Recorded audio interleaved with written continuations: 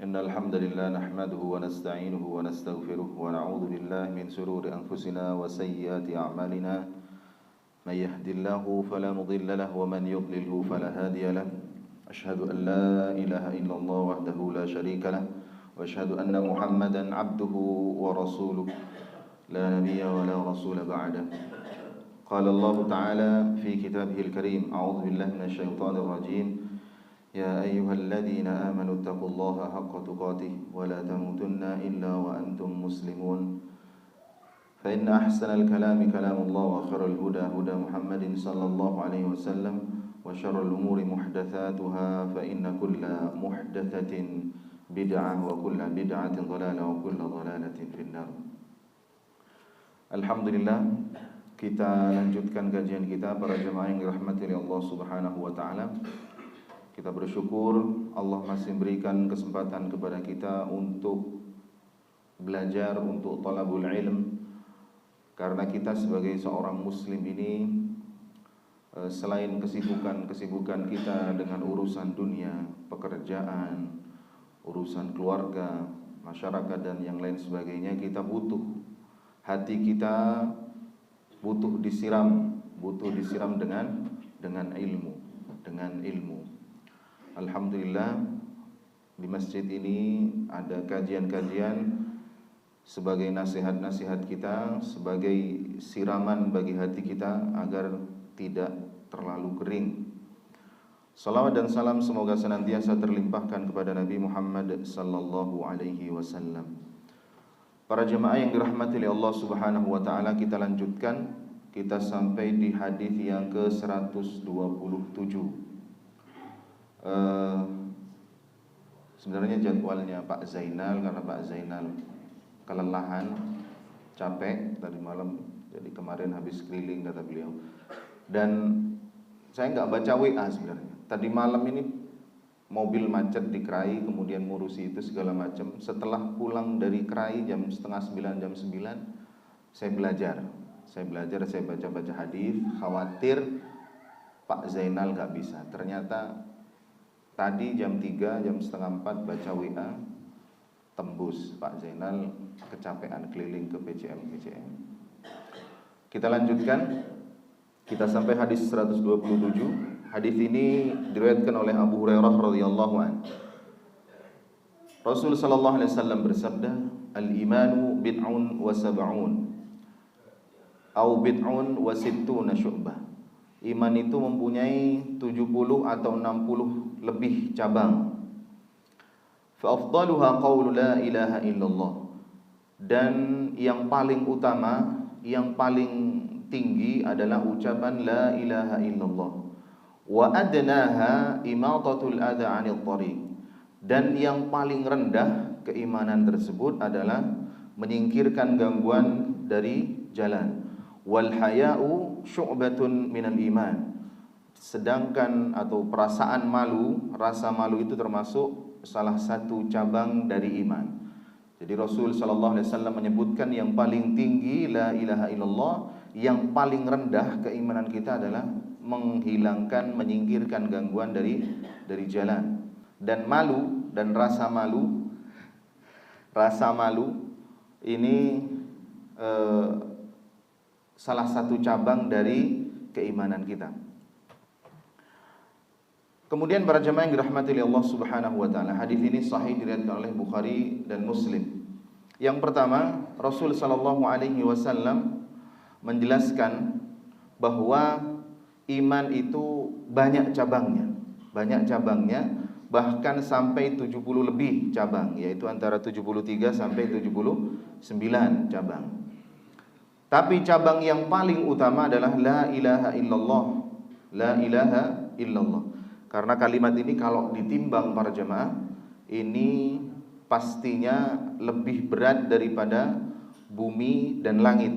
Lebih berat daripada bumi dan langit. Ini merupakan kalimat tauhid, kalimat ikhlas, kalimat yang kita semua kaum muslimin yang hadir di masjid ini juga, kita semua berharap bahwa akhir dari ucapan kita sebelum kita mati adalah kalimat la ilaha illallah. Rasul sallallahu alaihi wasallam bersabda dalam hadis yang diriwayatkan oleh Imam Abu Dawud, "Man kana akhiru kalamihi la ilaha illallah, dakhala al-jannah." Barang siapa yang perkataan akhirnya adalah la ilaha illallah, maka dia akan masuk surga. Maka Nabi Muhammad sallallahu alaihi wasallam mengajarkan kita, membimbing kita yang hidup ini, yang sehat ini, untuk mengusahakan saudara kita akhir ucapannya adalah la ilaha illallah. Jadi kalau kita yang sehat ini, kalau ada keluarga yang sudah sekarat, sudah mendekati kematian, maka kita ini diarahkan, yang sehat, yang sembuh ini menuntun saudara kita, orang tua kita, istri kita atau anak kita yang mau meninggal dengan ucapan la ilaha illallah. Rasul sallallahu alaihi wasallam mengatakan, "Lakinu mautakum la ilaha illallah." Talkinkan, tuntunlah orang yang akan meninggal dunia dengan bacaan la ilaha illallah. Bukan membacakan orang yang sudah meninggal, tapi orang yang akan meninggal sebelum dia meninggal. Maka jadikan kalimat la ilaha illallah ini sebagai akhir ucapan kita. Dan kita harus berdoa agar kita bisa mengucapkan kalimat ini di akhir hayat kita. Jadi para jamaah yang dirahmati oleh Allah Subhanahu wa taala, ini tidak diragukan lagi bahwa kalimat la ilaha illallah merupakan pondasi agama Islam. Kalimat ini pula bersama dengan kalimat syahadat la ilaha asyhadu an la ilaha illallah Muhammadur Rasulullah, kemudian merupakan rukun yang pertama dari rukun Islam. Dan ini sebenarnya bukan hanya ucapan saja, tapi ada banyak konsekuensinya. Ada banyak konsekuensinya, akan dibahas di pertemuan yang lain. Kalau kita bahas la ilaha illallah, ini sangat panjang. Kita nggak boleh hanya sekedar mengucapkan, tapi banyak konsekuensi yang harus kita lakukan. Kemudian yang kedua, Rasul sallallahu alaihi wasallam mengatakan, "Wa adnaha imatatul adha 'anil thariq." Dan iman yang paling rendah, cabang iman yang paling rendah adalah kita menyingkirkan gangguan dari jalan. Ini sabda Rasul sallallahu alaihi wasallam bahwa keimanan kita yang paling rendah adalah menyingkirkan gangguan dari jalan, seperti ya batu, mungkin pecahan kaca atau yang lainnya. Karena sekali lagi menyingkirkan gangguan di jalan ini termasuk dari keimanan, maka sebaliknya orang yang mengganggu di jalan adalah sebuah dosa dan keburukan. Kita meletakkan sesuatu, apapun itu, yang bisa mengganggu orang yang lewat, maka termasuk sebuah dosa dan keburukan. Bahkan kita duduk di pinggir jalan saja, itu diatur oleh Rasul sallallahu alaihi wasallam agar kita ini enggak mengganggu orang yang lewat. Rasul sallallahu alaihi wasallam bersabda kepada para sahabat, "Iyyakum wal julus 'alat turuqat." Janganlah kalian duduk di pinggir-pinggir jalan.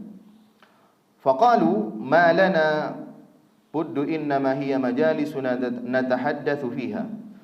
Ketika Rasul sallallahu alaihi wasallam melarang sahabat-sahabat untuk duduk-duduk nongkrong jagongan di pinggir jalan, mereka para sahabat ini masih protes gitu ya, masih menjawab sabda Rasul sallallahu alaihi wasallam ini. Kata para sahabat, sungguhnya kami ini sangat butuh, wahai Rasul, sangat butuh duduk-duduk di pinggir jalan untuk berbicara, untuk berbincang-bincang, untuk ngobrol. Jadi Rasul sallallahu alaihi wasallam menasihatkan sesuatu, mereka masih nego itu. Kita ini sudah dari dulu ini biasa duduk di pinggir jalan, berbincang-bincang di pinggir jalan. Maka Rasul sallallahu alaihi wasallam menjawab lagi, "Fa idza abaitum ilal majalis fa'atu tariqa haqqaha." Kata Rasul sallallahu alaihi wasallam, jika kalian tidak bisa meninggalkan duduk-duduk di pinggir jalan ini, maka berikanlah hak jalan tersebut. Berikanlah hak jalan tersebut. Mon sampian terpaksa, kata Rasul, kalau kalian ini terpaksa dan harus tetap duduk nongkrong berbincang jagongan di pinggir jalan, fa'atu tariqa haqqaha, maka berikan hak jalan tersebut. Qalu wa ma haqqut tariq, dan para sahabat bertanya, apa haknya jalan itu wahai Nabi? Maka Rasul sallallahu alaihi wasallam mengatakan yang pertama ghaddul basar, menundukkan pandangan. Tak penape, Agus, Vicky duduk di pinggir jalan enggak apa-apa, tapi harus nunduk gitu.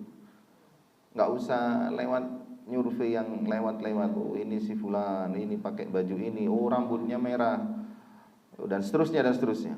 Jadi yang pertama kalau boleh kita nongkrong di pinggir jalan, yang pertama ghaddul basar, menundukkan pandangan.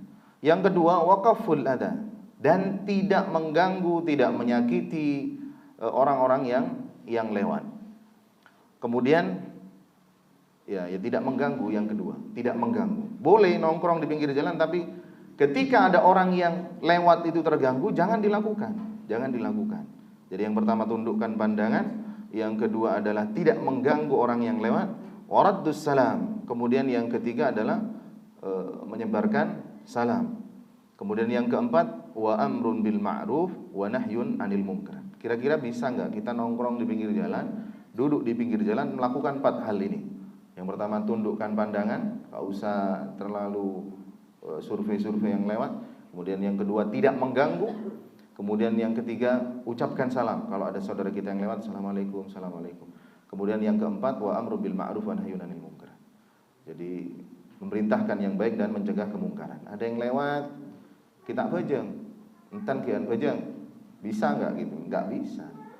Ada yang pakai hot pen, Mbak, kok buka aurat, tutup auratnya gitu. Kalau kita mau nongkrong di pinggir jalan harus bisa ini.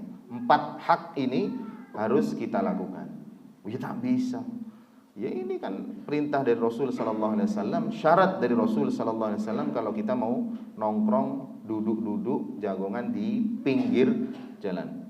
Kemudian yang terakhir, Rasul sallallahu alaihi wasallam bersabda, "Al-haya'u syu'batun minal iman." Dan perasaan malu itu termasuk salah satu cabang dari keimanan. Rasa malu ini adalah kondisi kejiwaan yang muncul ketika mengerjakan sesuatu yang dianggap memalukan. Dan ini termasuk sifat terpuji yang dimiliki oleh Rasul sallallahu alaihi wasallam. Bahkan Rasul sallallahu alaihi wasallam itu lebih pemalu daripada gadis pingitan. Rasul sallallahu alaihi wasallam ini lebih pemalu daripada gadis pingitan. Jadi pemalu, Rasul sallallahu alaihi wasallam sangat pemalu. Tetapi Rasul sallallahu alaihi wasallam tidak malu menunaikan kebenaran. Jadi rasa malu itu adalah sifat terpuji, tapi bukan malu untuk menunaikan kebenaran. Allah Subhanahu wa taala mengatakan wallahu la yastahi minal haq, dan Allah tidak malu menerangkan yang benar. Innallaha la yastahi ay yadriba mathalan ma ba'udatan fama fawqaha. Sesungguhnya Allah tidak segan, tidak malu membuat perumpamaan seekor nyamuk atau yang lebih kecil dari itu. Tidak malu mengerjakan kebenaran, tidak malu menyampaikan kebenaran. Jadi selain dalam kebenaran, sifat malu itu terpuji. Gak bisa kita malu menyampaikan kebenaran, gak bisa.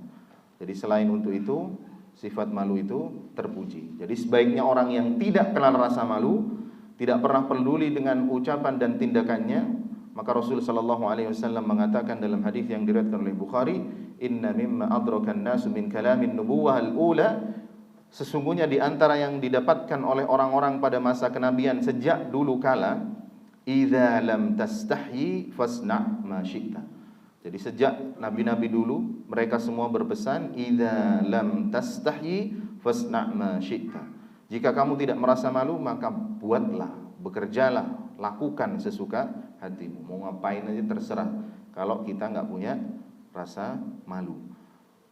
Malu ini ya kalau kita bermaksiat kepada Allah, malu kalau kita ini tidak bersabar, malu kalau kita ini suka marah-marah, malu kalau kita ini jarang ke masjid, malu ternyata kita ini ahli masbuk setiap hari.